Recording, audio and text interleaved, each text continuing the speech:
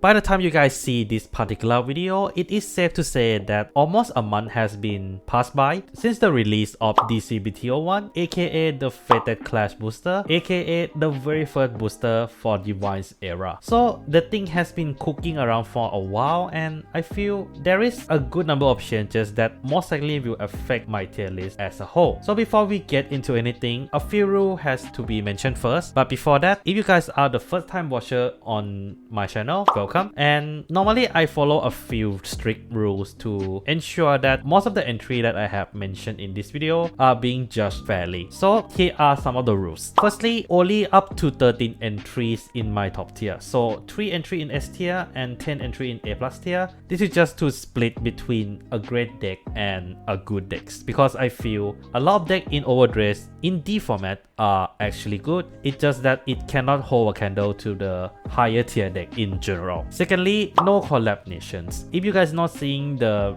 usual suspect like Maiko, Mikasuki, Morphonica, this is because I feel that it is a little bit unfair to judge the whole collab nation by a few decks. But if you feel that it is a little bit unfair, I will put some of the relevant decks into the last part of the video. So do watch till the end so that you guys know what I mean by that. And then last but not least, this is purely based on my experience. Every Cardfight player has different experience and have different way of playing, and also different experience as they play through their Cardfight Vanguard journey. So do leave down in the comments below, is there any entry that you feel off in this video? And hopefully we can have some healthy conversation lah. And without further ado, let's get into it. Starting off with re-ranking. So I know there is a lot of decks we have to go through today, so I think it would be great if I rank up and down entry that is in the tier list for now, so that we know that whether they are getting better or for worse. So let's start off with the S tier. Very easy, both Duisburg and Dragewell got demoted. The reason behind that is because of the new format having a 54 cards, making the searching for both of these decks a lot harder. They definitely struggle to get all the key pieces because of this new format. So because of that, both of them get demoted. For me, Duisburg still is one of the better decks in the format, but Dragewell will get a harsh punishment and drop into high A. I know the deck's turn 4 burst is still very strong, and I still feel it is very good, but the fact that the new format wasn't being very kind to Dragewell, on top of the fact that a lot of the newer support Dragewell can't really use, it really hurts the deck in general. That's why I have to judge Dragewell a little bit more harsher than Duisburg. Moving on to A+ tier, Luat is gonna move into S tier, mainly because of the fact that he is able to transit into the 50 main deck format very well. I'm gonna be switching between 54 card and 50 main deck often.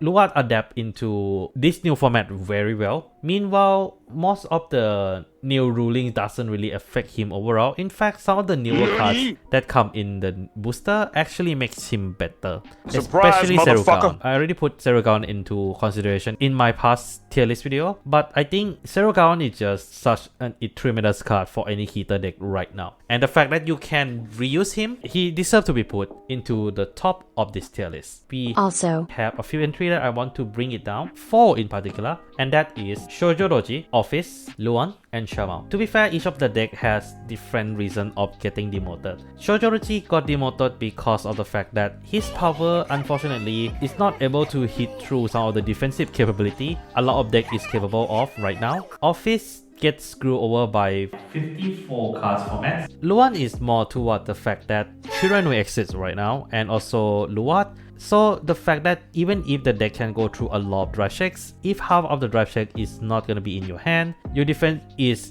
definitely got scrutinized by it. Moving on into A tier, I might adjust the other entry later on as the time goes. I have to move Fafnir down into high B tier. The reason behind this deck is that the power is not very high for this deck, and as I said before, the defensive game is getting better for the deck. And then I'm gonna bring down Marquis, Pacifica, and yeah, mainly these two. Both of the decks suffer 2 different reasons. For the Spino is the fact that there is not enough filtering going on in the deck. With the only filter that you have with the deck is when he ride into it. So if you can't personal ride, your deck search capability also limited. Pacifica on the other hand though, she suffers from the fact that her power is a little bit too low to play in this format due to the fact that most of her attacks is easily guardable with despite the deck is able to pull off 5 attacks. So yes, I mentioned in my in that video as well, in my previous tier list as well, that I don't know how to build Pacifica properly, but I think it is safe to say that the device format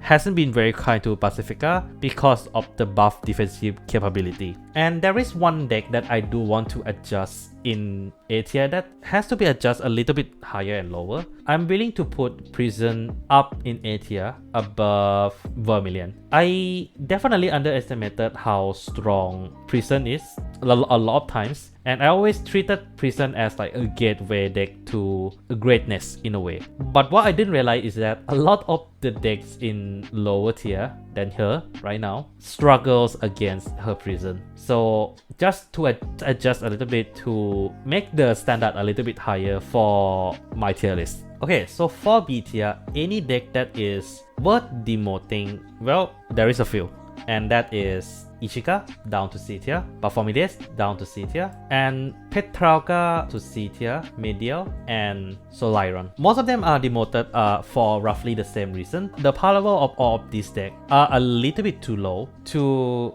be able to fight against the current defensive game. Yes, Ishika does have the ridiculous card restrict, but I feel her recovery is not as great. Soliron is RNG hell, let's hope his DZBT02 support is good, and Baphomides is just grade 3s, you know. Being the deck focused on grade 3 in a nation that doesn't really have a good draw power, that's gonna hurt, even if his attack is actually quite ridiculous with the guard restrict. And then in B tier, I'm gonna have a few entry move into D tier, and that is... Hello, my name's Nino! And I'm gonna bring Baromanes to top of D tier. Essentially, the deck that is in D tier are able to put their game well, but the problem is their playstyle is so dated that they are not able to keep up with the defensive capability of the current meta. Meanwhile, they themselves are not able to defend against the rush capability of the current standard of the D format as well. Okay, that is pretty much the re-ranking I want to do. That's a lot more harsh than I expected. But now let's fill up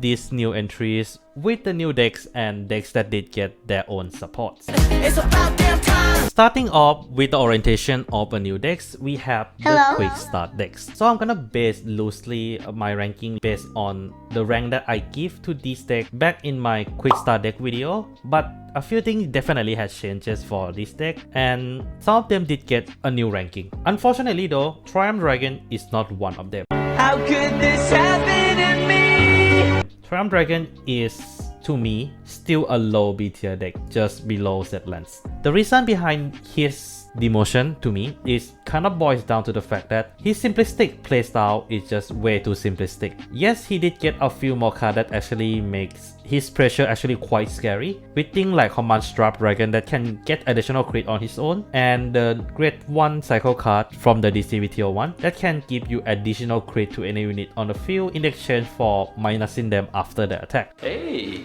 that's pretty good. So essentially, the deck can go OTK now. But the problem with this logic is the fact that it is actually harder than expected when it comes to getting to that ideal board. Especially the deck does counterblast quite a lot, and there is currently no counter charger that is compatible with the deck. So essentially, the deck got held back by its simplicity and the resource hungriness of it. Triumph Dragon is not the worst when it comes to being resource hungry, but he is definitely one of the worst, which is not something that I have to say with Ocellages, who will be getting a low A tier. The thing about Ocellages, in my opinion, that make me see in a better light is the fact that, for one, now the deck has more cards that can actually hit for a really high number for the deck with things like Triton, and the deck still have access to cards like Timeless Pierce, Valkyria, and Full Pigment that does help you to put stuff back into Soul, which does trigger Trigon ability to draw more cards. So essentially, the deck does cycle a little bit better. Though I have to say, every single problem that I mentioned in that video, which is the fact that you need to have those cards in the Soul first, is still carried in this deck. But the fact that the deck is able to slot in the normal order engine into this deck simply just fix that issue for the deck, which makes the deck a little bit better than expected, and that's why in low A tier. But I think the deck can definitely go beyond what it is capable right now, but we have to wait and see. It is still a new deck after all. What I can safely say is not very good is Astrum High C. What? A grade A unit.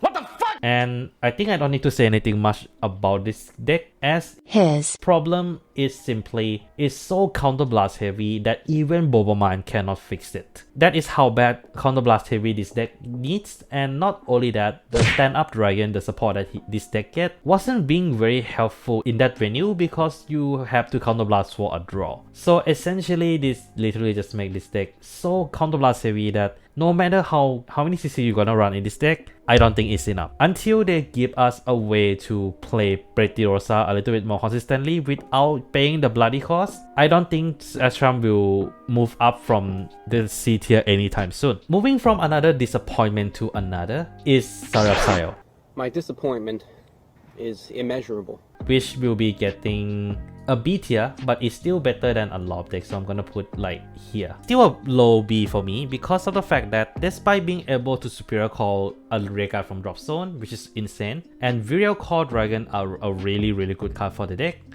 got held back by one simple thing. The fact that you can only call grade 2 or more card because of the fact that if you're calling grade 1 back from drop zone, you are losing one attack unless those grade 1 can attack. And the ideal target for Sarif Cells are usually either Drilling Angel or Gariba, which is still a good card, but the thing is that the fact that you limited the option that you can call also means that if your drop is not built up properly, you are screwed. And that heavy restriction is a little bit unfortunate, I feel, because it is funny how I personally feel the joke alternate form of Sarif Sayo, Dekakung, is slightly better than him. And that kind of boils down to one simple fact. Dekakung technically demand a lot less while still give a little bit more because Dekakung is a 18k base, it can do triple drive, and it can gain a crit. And these are the three things that you need as like any Vanguard deck in general. So the deck works only even if it is only 3 attack. To put it simply though, I would say both of the deck are specialized and good in certain way, but I do feel Dekakung is a little bit better,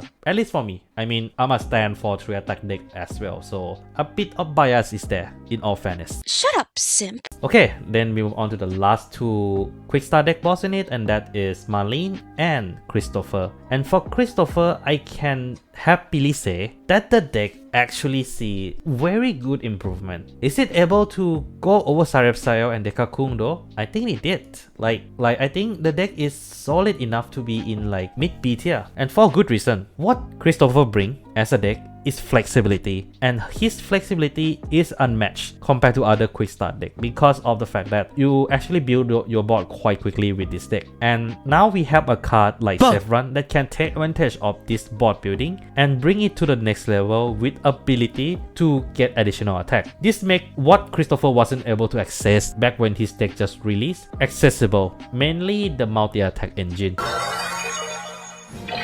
Kaburagi, access granted. So essentially, Christopher just see a huge upgrade in terms of power level, but the deck still have all the issue that I mentioned before, and that is the deck mills a lot, the deck needs a drop zone set up properly, and the right line can be a little bit iffy. So there is plus and minus for the deck. The deck did get a lot better, but I think there are definitely improvements that the deck can have. What I don't have to be worried about though is definitely Marlene, which will also be in A tier together with Ocelages. The reason why both of Marlene and Ocelages are being in the same tier is because of the fact that both of them is able to utilize the normal order engine of their nation, which actually bring a lot of advantage for them. Like Marlene can have access to Sweet, which is one of the strongest Order can have in any nation at all. On top of that, you also have access to Straya, a great superior call unit and attacker, as well as Valencia, if I remember the name correctly, which does give you a counter charge that the deck really needs. And I feel Marlene is able to get way ahead of most of the quick start deck because of the fact that you still can counter charge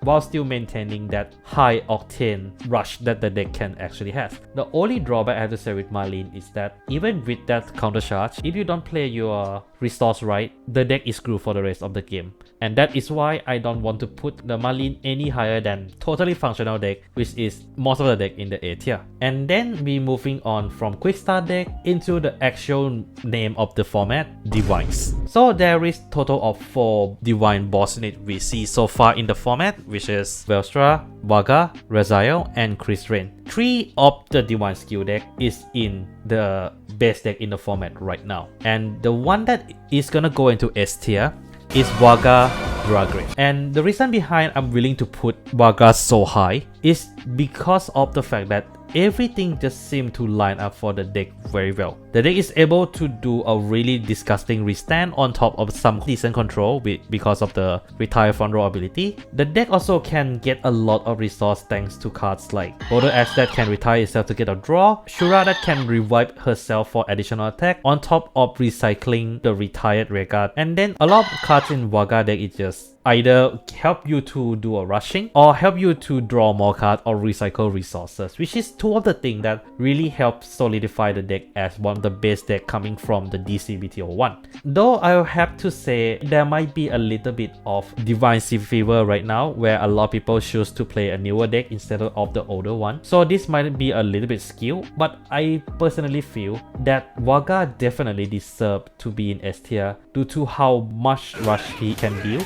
on top of how well he can recover. So we can definitely say Vaga, as much as it wasn't shown properly in the show, is definitely unparalleled.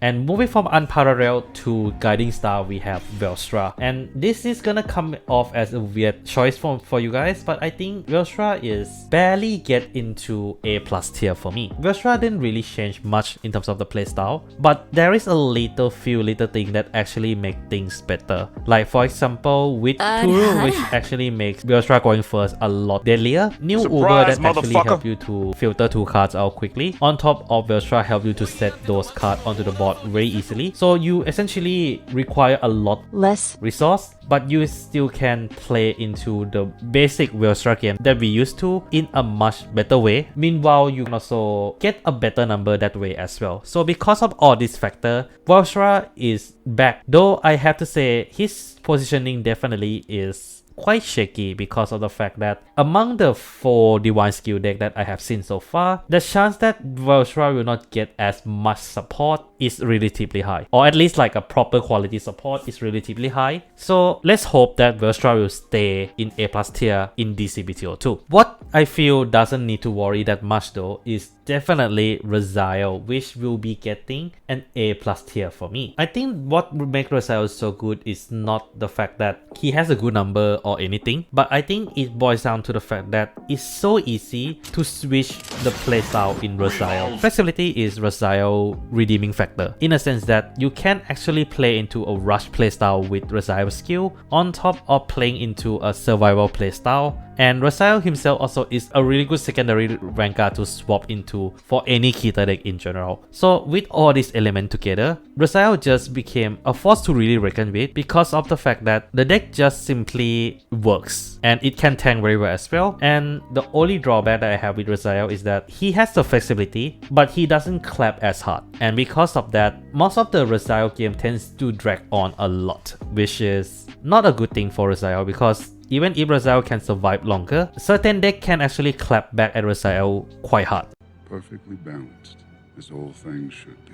Then let's talk about the very last Divine skill deck, and that is Chris Rain. I have seen a lot of people has been shit talking about Chris Rain on their tier list a lot, but I personally think Chris Rain is a really good deck. The deck has a really good filter thanks to Agnes, good resource generation thanks to Chris Rain herself, a good power number level thanks to Chris Rain as well, on top of Agnes, and last but not least, the deck has the most disgusting guard restrict that any deck has ever received in the form of Realm, which is ridiculous. But the deck is still primarily a 3 attack deck, and it is not easy to maintain the 5 Highlander when some of the deck in the format can retire. So because of all these issues, I'm gonna be scoring Chris Rain a very healthy high A deck. I'm gonna put like here. I think the deck standard is that high, and if you know how to play around with Realm skill, the opponent might have a bad time fighting against you. And don't forget, this card can actually rectify some of your mistakes as well. Like for example, if you have to call your PG for Agnes effect, you can just Divine skill it back to hand, or just return back the card back to hand using your guard skill as well. Hey, That's pretty good. So there are a lot of utility you can do with this deck. It's just mostly defensive. Speaking of defensive though, let's talk about the two brand new decks from the DZBT01 that is not a Divine Skill, Daffodils and Lascaria. Both are very similar in the sense that they are defensive deck, but which one is better and which one deserve to be in A+ tier? If you guys follow social media, you guys might already see this coming. I mean, not my social media, but like other people's social media. Cause I do agree that Daffodil are actually very solid deck. But there is a caveat coming to it as well. Here's the thing, the deck is the epitome of defensive deck. The deck can really tank. Like I have played tested it actually tanked really well. The only time that it can't really tank is when your opponent sack like no tomorrow, aka Vanguard. But regardless, the deck can tank very well. The deck can do a lot of multi-attack, can recycle the card in the public zone, aka drop zone, field, damage zone extremely well. But the only problem I have to say with the deck is that it tends to struggle when it comes to big number, like defending against bigger number, because most of the shield value are really cheaply on like a low to medium level of guarding, that when you're trying to fight against decks like Chris Rain with a really huge Vanguard number, the deck definitely struggles. Another real life consequence of it is that it can be used against you. If you want to use Daffodil in the tournament format, be careful. Speaking of Daffodil not being able to guard against big number earlier, we have to talk about Lascaria, because that exactly is what Daffodil is not able to do, but Lascaria can. Lascaria, I feel, has a right pieces so far, but it needs more. Like the deck can build the board, the deck can go 5 attacks, the deck can have a Vanguard crit pressure, and the deck has a very good defensive capability thanks to Shadow Dreambait able to enable additional Blitz Order. So the deck defense is actually really good. But the problem I feel with Lascaria is the fact that against certain deck, you will run into the situation where you can guard against all attacks, but you cannot do the same thing in the next turn due to the fact that you have to recycle your Blitz Order, which is something that Stoicheia is capable, but it is not good right now. So if there is a way for Lascaria to recycle Blitz Order better, I will see the deck in the better light. But for now, I'm gonna put her into the highest of B tier. Okay, moving on into the deck that did get the supports. And surprisingly enough, within 2 months, there is quite a bit of them. But to be fair, some of them are more towards like one card supporting 2 to 3 decks like that. And a very good example for it is the very first 3 deck I'm gonna be covering. Nirvana's, both of them, and Babsabgra, as they did get a brand new Blaze Maiden that actually helped them to fetch back either crossover dress, overdress, or arm cards from drop zone back to hand while increasing soul, and the card also can superior call itself back from drop zone if you superior call anything back from your drop zone. It played right into the playstyle of these 3 decks. But is it improving the deck performances? Personally, not really. And because of all that, I'm gonna put them back to where they used to be. So for Maha is technically bottom of B tier. For Babsabgra is B tier actually, because I'm breaking a lot of them from the A tier down to B, right? So this is one. And then for Jiva, high A. Other than Maha, both Babsabgra and Jiva did get a slight demotion. And the reason behind all this is because of the fact that 54 card format exists right now. So let's start off talking about Jiva and Nirvana and Maha first, because both of the deck problem is similar. The deck can actually filter well, but because of the fact that overdress and crossover dress mechanic is just an inherently bad mechanic that needs a lot of play pieces to be in the hand to begin with, the new support doesn't completely fix the issue for it. Aside from the fact that it ensures that you will always have the main Variana you want to use to actually play the game, which is still a good thing, but I feel it is not good when you still have to find it out first. Of course, Maha is a little bit easier with Stragaleo, but Maha is just dated because of how bad when it comes to superior calling stuff from graveyard he actually is. Meanwhile, for Babsabgra, I think the biggest problem with her is that she does have filter, but the group of cards that you're filtering out for her deck is not huge. I mean, it's just bunch of Trick Moon, Warlords, and Arm cards, which sounds a lot at first, but even before the existence of 54 card format, Babsabgra actually struggled to get all the cards properly to begin with. So with 4 more cards input into the mixture, the deck's gonna have a harder time. So I have to downgrade her from A to B, even if she's one of my favorite deck of all time. One of, not my favorite by the way. And then we have Eugene. This one hurts because I have always been a huge supporter of Eugene, and purely because of the fact that I have a friend who stands for Eugene for the longest time. But unfortunately, I feel Eugene really struggle as we are moving into DivineZ format. This is boiled down to the fact that Eugene, aside from the superior core skill that he has zero way to filter. My disappointment is immeasurable. The deck cannot do anything but retire and do something after retire. Really hurts the deck. And just like my Eugene stan friend who decided to give up on Eugene, I have to give up on him and move him into the same tier as Barrow Magnus. I think Eugene start to experience what Barrow Magnus has been experiencing, and that is the support that is so mid or so shit that it doesn't actually bring the deck to the next level. But for Eugene's case, I think it's a lot worse because Eugene as a Vanguard is not very good to begin with, and the deck really needs a new form of Eugene. So seriously, Bushiroad, just keep Eugene fucking new form. There is no reason for you to fucking fuck him up like no tomorrow, you know? Just do it for him. That's what she said. Or at least for my friend. Okay, so let's move on to the very last deck of Dragon Empire. I know there's Keter, but that is for the last part of the video. And we have Gandiva. Gandiva, okay, before I talk about Gandiva, I have to make this disclaimer first. This review of Gandiva will be considering just a brand new PR that Gandiva did get, but not the DZBT02 support that he will confirm will be getting. As based on my timeline, by the time this video come out into my YouTube, DZBT02 support for Gandiva should have been reviewed already, but I'm gonna be judging Gandiva based on one PR only that we have confirmed. So yeah. Okay, so what does the new form of Gandiva actually bring for the deck? Well, not much. How could this happen to me? I think 54 card format didn't really affect Gandiva in any ways or another, but I think there is a bunch of new cards that make Gandiva draw card a little bit better, which fix the issue that comes with his ban list. It's not a complete fix, but at least it recover his resource a little bit better, you know. So because of that, I'm gonna still leaving Gandiva to where he was, which is right behind 4th tier, A tier. He's still a very strong deck, but I think he needs more than just draw or another way to retire. He needs something to speed up his bind zone, which I think some of the cards in DZBT02 might be doing that for the deck already, but that is for the next tier list. Okay, we have done Dragon Empire. Let's move on to Dark States. Greedon was in A+ tier last time, I think above the Prism if I remember correctly, somewhere here. But the thing is that with Tyranno going rampant in the format right now, Greedon having a way to get guaranteed killed by one of the most used deck in the format right now really hurts the deck a lot.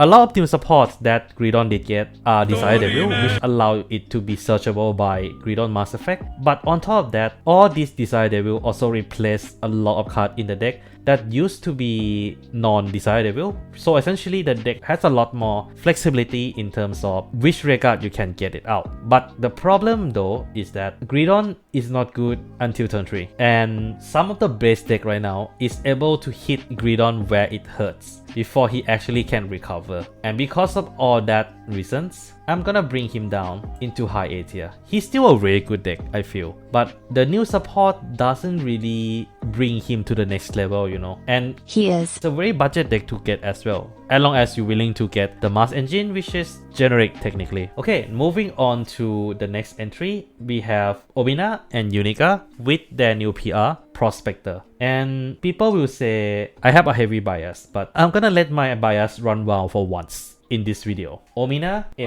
here, right behind Diaphudos. Let me explain here first. The thing about Prospector that it brings to both Unica and Omina is the fact that not only the deck can start deck thinning as early as turn 1, the deck also gets an early rush engine as well. The early rush is not as good as deck like Chronojet right now, but it is good enough to filter out the necessity card as early as possible, provided you pull Prospector of course. But let me bring you an interesting use case for Omina here, myself.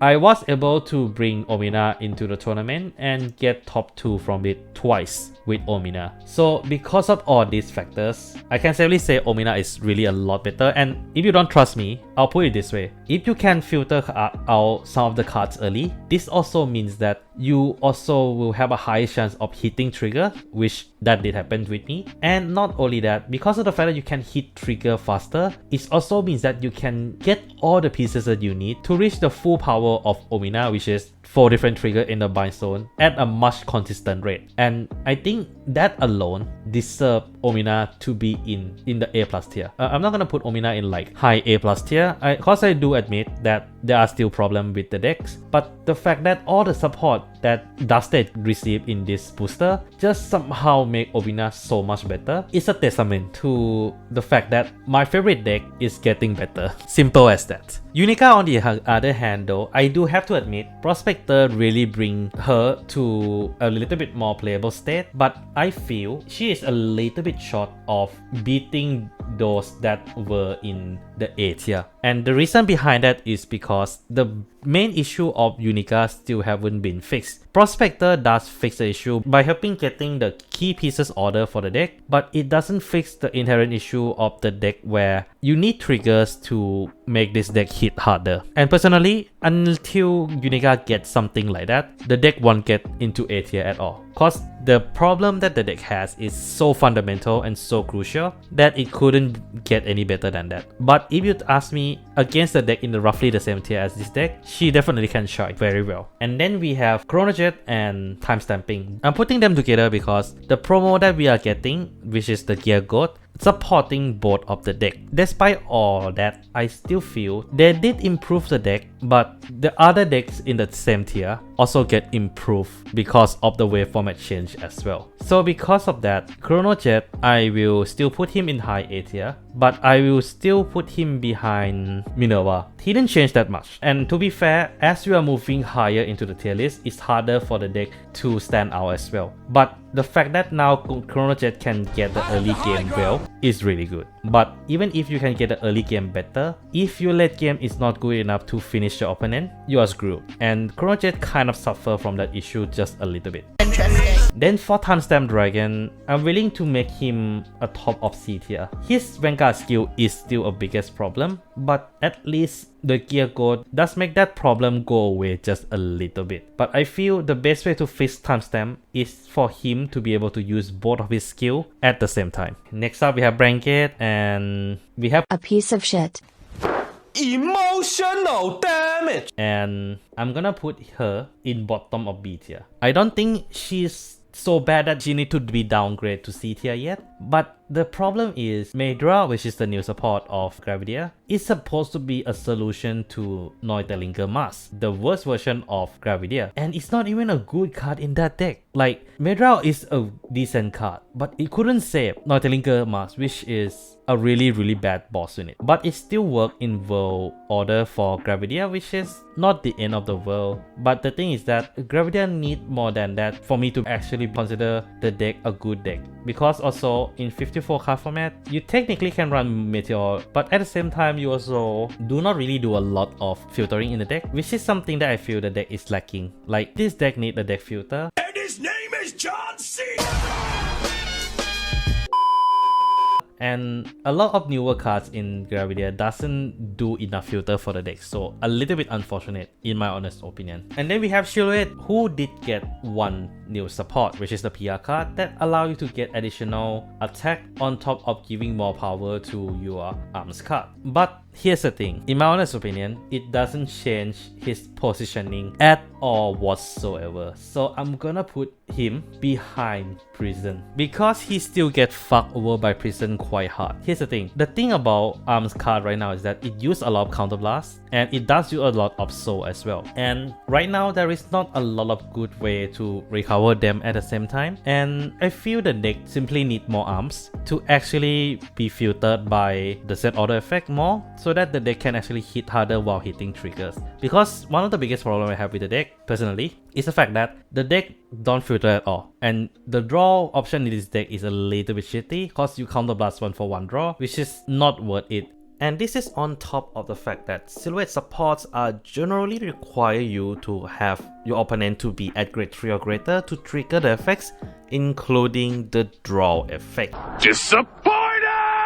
And this kind of makes Silhouette, in my honest opinion, on a shopping board for one of the decks that has a high chance of going down in my next tier list. Okay, moving on from Vanguard into Keter, and we first have Bastion. Bastion, in my opinion, I still think is one of the better deck in the format. I'll put him above Reranking. The thing about Bastion is that it doesn't really get affected by 54 card format by that much, in my opinion, as the deck still go through the draw very quickly. It still can get all the pieces needed quite quickly, and not only that, the deck just got a brand new support that not only help the deck defensively, but also it give option for the deck to actually retire as well, which can be quite a big deal because a little retire goes a long way. So for me, I think Bastion still retain as one of the best deck in the format. The deck might not be at like that high of a A+ tier than what I put here, but I personally think it is still a very good deck. But do leave in the comments below because I'm curious on where you're willing to put your Bastion around. Alden though, I think did get a lot of improvement because of Persal, which allow you to get a full 5 attacks, and because of that reason alone, I'm willing to bring him up on toe-to-toe with Gandiva, actually, just a little bit better than Gandiva at the moment. I mean, what can I say? It brings so much utility and advantage just for a counterblast. That is enough for me to consider Alden support to be a really good one. The only drawback that doesn't really bring Alden to the next level is because of the fact that some of the fundamental issue that Alden has still hasn't been fixed. Not completely at least. Moving on into Stoicheia, as we are moving to the glitter group, we have Magnolia, and I'm gonna say it outright. Magnolia will go into A tier, like somewhere in the high A, behind Soga. So same position. Because yes, both deck did get a good number of support that actually make both of the version of the Magnolia playable, but I think the biggest drawback of the deck kind of boils down to two things. For one, 54 card. I mean, not much I can say. That means that you can cycle through your base card a little bit harder. And secondly, a lot of defensive capability of the decks in the D format right now are getting a lot better. So tiny poke like Magnolia is not enough already. And for Magnolia Mask, you still need a lot of setup, you know, even with the counter charger. So because of all that, it just balances it out to him staying at the same position as he used to be in my previous tier list. And the same goes for Lionon actually, which I'm willing to put her into a top of A+ tier as well. I mean, Lionon I feel didn't affect heavily by 54 card format, except for the fact that it's gonna be harder for you to draw into Vivace now. But I think overall, the deck didn't really get affected. You can still more or less play the same thing that they used to be. And not only that, the deck can build board better with the PR as well, which does turn itself into Soul if needed to. So essentially, the deck still play the same and still able to stay in meta. Even if it is not the best deck, it is still able to stay as one of the better deck in the format. Then we move on to Mystiarch, which I'm willing to bump her up to high B actually. I'll put her behind Grand Fiala. The reason why I'm willing to put Lurusuru this high is because the new PR really helps her a lot. Not only it enables 5th attack for her, it also gives the deck ability to recycle the Pesana Ride or any of the Mystiarch Reka from drop zone. The only problem I think with the deck that is still not fixed properly is the fact that the deck needs a better grade 1 Mystiarch card, aside from the counter charger and a grade 1 right line, as well as a way for the deck to hit harder, because right now Mystiarch still hit like wet noodles, unfortunately. And then we move on to the last group of nation before we move into the glitter right lines, and that is Lyrical Monasterio. And I can safely say all of them maintain their position in my tier list. So wherever they was, they stay. So Kairi is behind heroes, so she's still gonna be there. Despite her being able to return most of her Reka back from the field to hand already with the new support, it just makes her sustain better. It doesn't fix the fundamental issue where her attack is not as good as it used to be, even if you can return stuff to hand. And being able to sustain doesn't mean that your deck can be better. It just simply you can last longer, and that's simply it. And to me, being able to sustain longer is a good thing if you can recover it back. But Kairi tends not to be able to. Same goes for Lutetia in my opinion, which will still be in the high B tier for me. The new curse card that we are getting for her is a really good card. It's a card that helps you to recycle stuff from your drop zone, which is a great thing because it does play around with the deck in general. But I feel that for her deck, without Monasterio, which is harder to get now thanks to the 54 card format, the deck still hit like wet noodle. So because of that, she get a tiny bump, but unfortunately, no rank up. The same can be said with Sienna, who did get a brand new PR in the form of Lebron. And Lebron is a really good card, as for one, you can actually use her skill to recycle cards from your soul. This includes the Persona Right, Lebron herself, and some of the other card effects that does put themselves into soul. And secondly, because of her ability to give additional power to Sienna, this means that Sienna is technically able to tank a bigger number attack. But the problem with Sienna is the fact that she still rely on Blitz Order, and most of her big number guard usually only lasts 1 or 2 times. Lebron does fix the issue a little bit, but she doesn't fix it completely. And finally, we are here with the glitter right lines. 時は来た。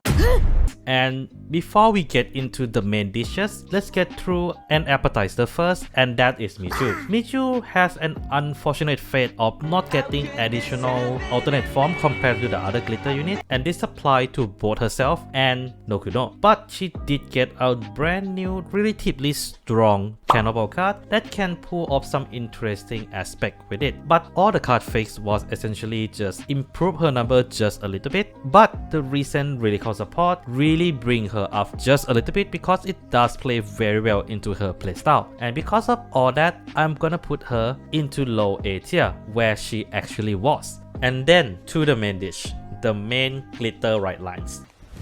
Emotional, damn it! So just to leave some context here, every single glitter right line did receive a grade 1 PR support that allowed them to write into their alternate form at least 1 turn earlier. It was perfect. Perfect. Everything. I know Tegria already done that before, but this is a full-on Tegria effects. So, who is the best among the 5? Well, let's go through them in a proper order of release, starting off with Rorowa, who I have to say the PR is kind of a second worst in the sense that the second skill of the card doesn't really help the deck in any way because it is just a 10k card, and most of the time you're gonna be using just the first effect, which allow you to write into Flash Rorowa at any timing as long as you have a Flash Rorowa in your deck. And this brings a few advantages that the initial Rorowa do not have, and that is writing into Flash Rorowa allow you to generate 2 tokens that can be retired to get a free draw, and secondly, Rorowa himself will get additional crit. So with all these factors alone, this means that the deck has ability to draw faster, on top of the fact that Rorowa also have a much better pressure on the Vanguard circle and the Momoki token attack and anything that utilizes it. And the only thing that seems to hold back this particular card is the fact that the grade 3 version of Redilina needs your opponent to be at grade 3 or greater to activate her effects. So with all that considered, I'm gonna put him into A+ tier right behind the door. The rush that got improved by the PR really kind of overshadowed the bad part about the PR cards, and it really makes Rorowa a really solid rush deck and only weaker than a few more decks, one of which, in my opinion, will be the most controversial entry I'm gonna put in this video. 時は来た。 Moving on from a trap to...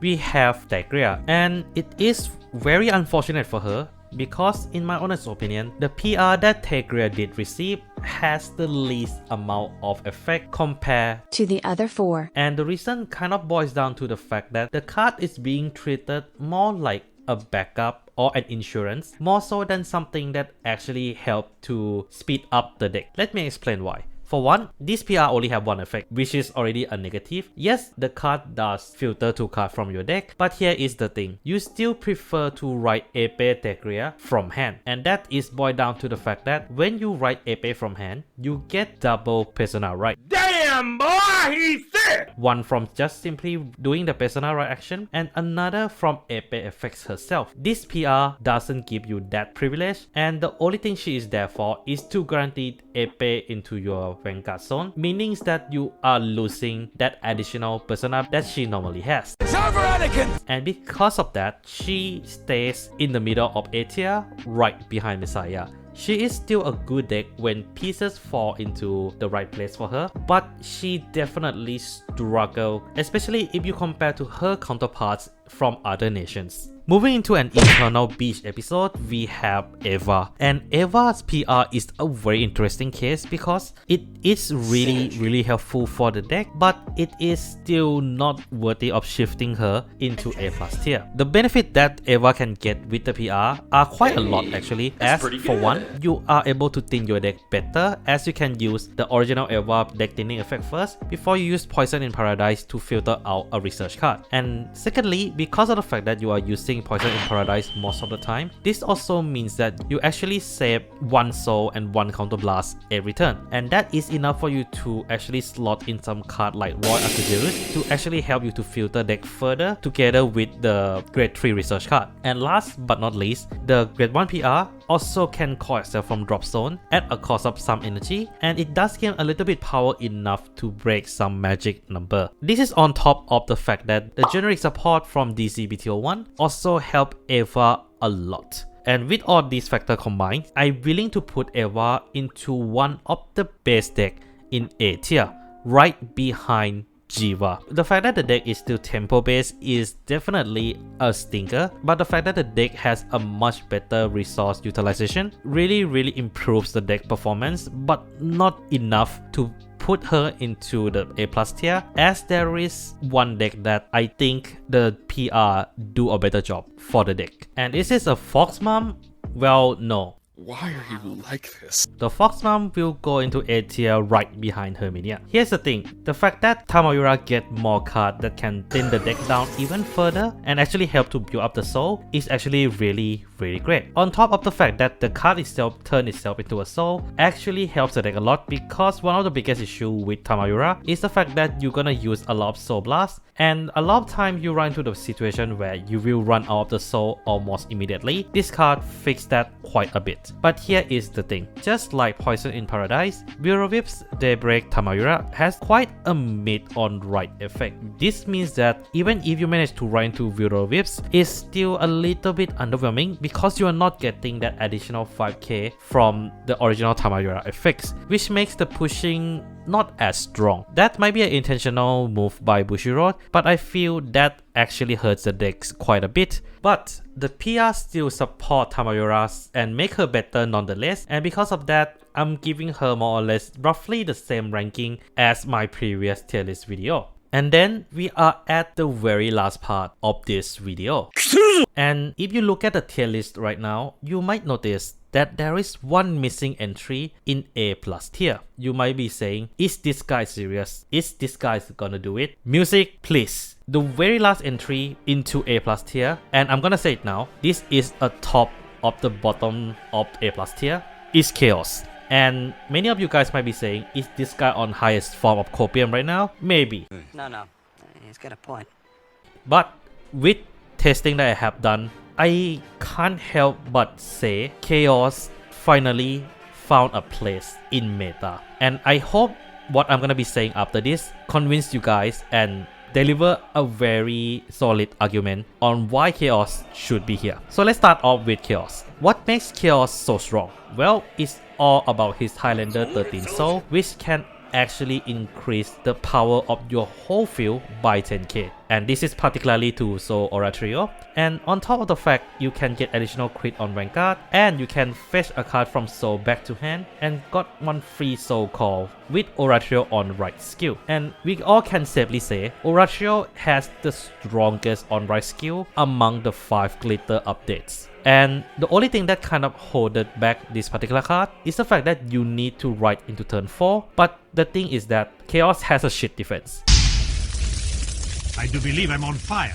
So it usually dies before you even get into turn 4. But things change just now. And this kind of boils down to 2 particular cards. The very first card is of course the PR. Misty Dragon the PR not only help you to accelerate Monasterio by one turn, which remove one of the biggest issue of Chaos, but it also make it easier for you to actually set up your board with Monasterio skill to Soul Charge tree, adding card from Soul to hand, which also include the one who go in Chaos, and you can superior call one rare card out from your Soul, and you can call anything out. It can be Mikani, it can be Gwenlu, it can be Grade 1 Mikani to help you to Soul Charge more, it can be anything from Soul essentially. And by the time you use this skill, you have at least 8 to 9 cards in Soul, which is more than enough for the deck to hit the Highlander 13. But if you don't have enough, you can use the emergency skill that Misty Dragon do have, and that is his ability to send himself from bind zone to drop zone to get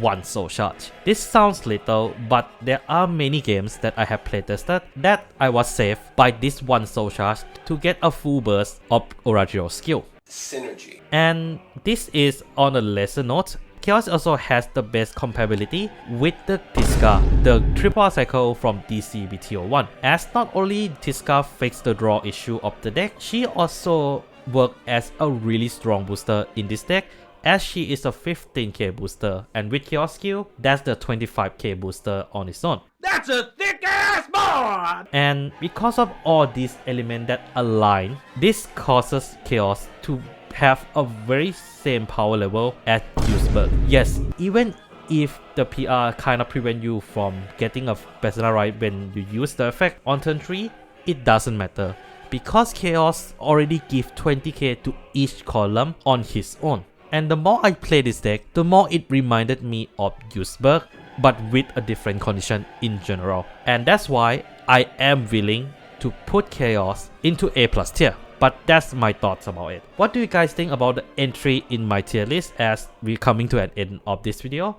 Do leave down the comments below and give me a like and a subscribe if you think that Chaos deserves to be into where I put him in this video. And yeah, that's all I have for today. Take care of yourself and bless your RNGesus.